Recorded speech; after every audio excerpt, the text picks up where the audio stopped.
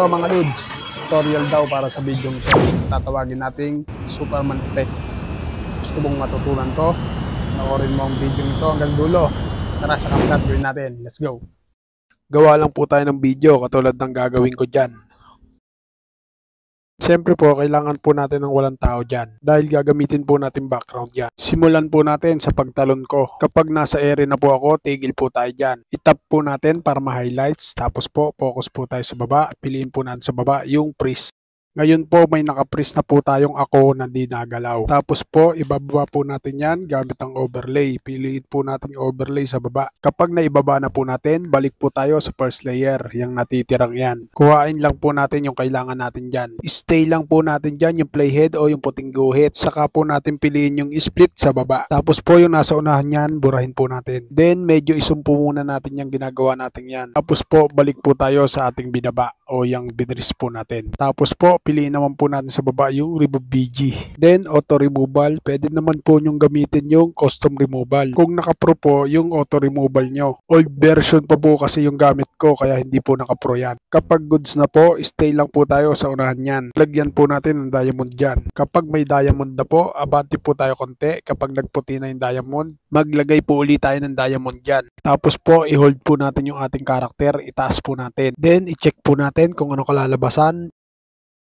Kapag goods na, tigil po tayo dyan, tapos split. Yung kaduktong po niyan, itabi lang po muna natin. Mamaya gagamitin po natin yan. Tapos po, balik po ulit tayo doon sa first layer. Yung binawasan po natin kanina, babawasan po ulit natin yan. Dapat po kasi timing yung paglipad ng ating karakter sa pag-angat ng camera. Kapag goods na po, balik po tayo sa paglipad. Bago lumipad po ang ating karakter. Stay lang po tayo dyan sa unahan yan. Tapos piliin po natin yung overlay sa baba. Dahil kukuha po tayo ng effect sa ating gallery. Para po sa mga baguhan, lagay ko na lang po yung link sa comment section. Pagpatuloy na po tayo, stay lang po tayo dyan. Tapos piliin po natin sa baba yung remove BG. Punta po tayo sa chroma key. Then yung bilog sa ating effect, galawin lang po natin. Then i-adjust lang po natin yung intensity at yung shadow. Then, medyo ipalampas po muna natin yan dyan. Yan. Tapos po, ilalagay po natin yan sa baba. Medyo i-adjust lang po natin yung laki niyan. Hindi pa po tayo tapos dyan. Piliin po natin yung splice sa baba. Tapos po, piliin lang po natin dyan yung overlay. Then, tap lang po natin yung check. Tapos po, maglalagay po tayo ng diamond dyan. Abante po tayo ng konti. Kapag nagputi na po yung diamond, ilagay lang po natin sa dating posisyon yung ating effect. Ganun din po susunod. Basta paulit-ulit lang mga lods. Ginagawa lang po natin yan para di po halatang nagalaw yung ating effect. Check po natin kung anong kalalabasan. Kapag goods na po tayo dyan, lalagay naman po tayo ng dust effect o yung smoke effect. I-add din po natin. Katulad po sa unang effect na inilagay natin, same process lang din po yan. Sa pag-adjust lang po ng intensity at shadow, magkakaiba. Ngayon po, dahil may kulay green pa po yan, yung ating smoke, tatanggalin din po natin yan. Balik po tayo. Focus lang po tayo sa baba. Piliin po natin yung adjust. Then, piliin po natin yung HSL. Adjust lang po natin yung tatlong bilog na yan. Basta sundan nyo na lang po yung ginawa ko. Kapag goods na, itapat lang po natin yan dyan sa unang effect na inilagay po natin. Fast forward po tayo. Medyo pinahaba ko na po yan kasi maiksi po yan. Tapos po, maglalagay din po tayo ng diamond dyan. Katulad lang din po sa ginawa natin sa unang effect. Pinagtapat-tapat ko na lang po yan. Basta sundan nyo na lang po yung ginagawa ko mga lods.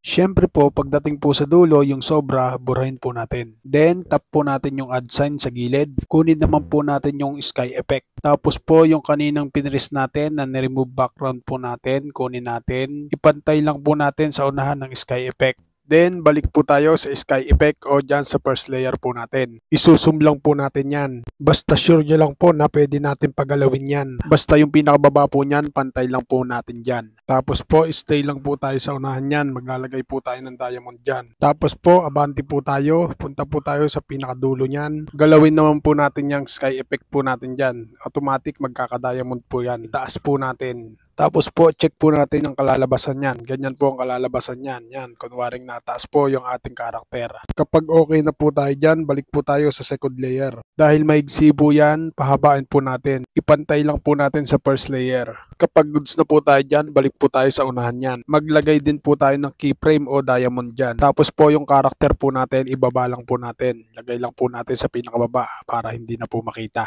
Tapos po, abante po ulit tayo. Punta po tayo sa pinakadulo niyan.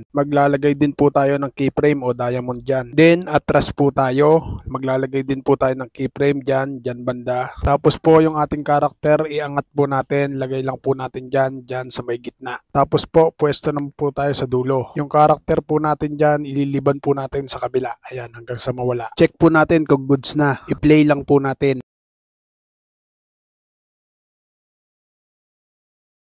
Yo, next po natin, maglagay naman po tayo ng ulap. Yan na po yung effect na huling ilalagay po natin dyan. Tapos po, piliin po natin yung splice sa baba.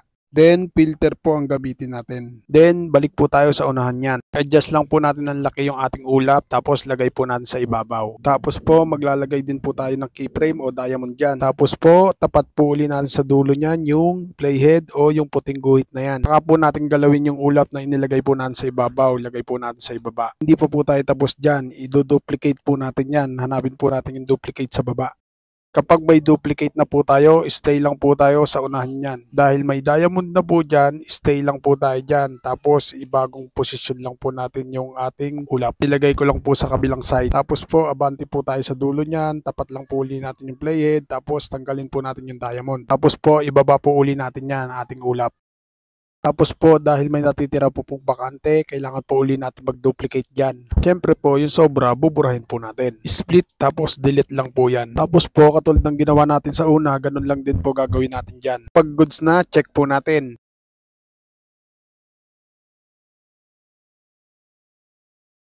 Export lang po muna natin yan. Hindi pa po tayo tapos dyan. Balik po tayo sa new project. Kunin lang po uli natin yung export natin sa ating gallery. Tapos po, focus lang po tayo dyan sa bag po of tumalon. Tigil po natin dyan yung playhead o yung puting guhit. Tapos po, piliin lang po natin sa baba yung effect. Then, video effect. I-search lang po natin dyan yung shake effect.